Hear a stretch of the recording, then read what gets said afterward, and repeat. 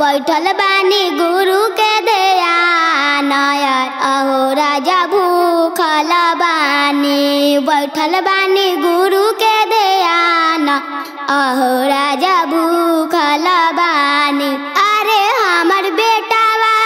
अरे हमर नतिया अरे हमर बेटावा अरे हमर पोतावा जनी कर फोनावा बैठल बानी गुरु के ध्यान आहो बेटा भूखल बानी बैठल बानी गुरु के ध्यान आहो पोता भूखल बानी। अरे हमर भैया अरे हमर भतीजावा अरे हमर भैया अरे हमर भतीजावा जनी कर फोनावा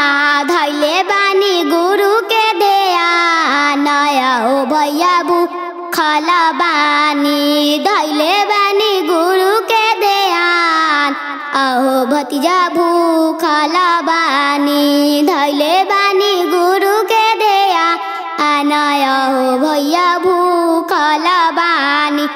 अरे हमर नतिया अरे हमर दामादा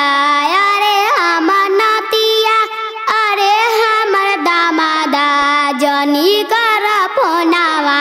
बैठल बानी गुरु के चरण आहो दमदा भूखल बानी बैठल बानी गुरु के चरण आहो नाती भूखल बानी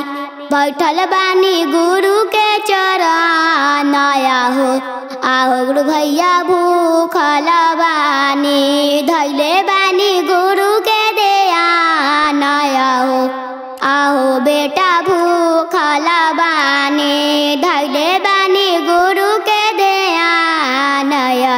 नाती भूखल बानी।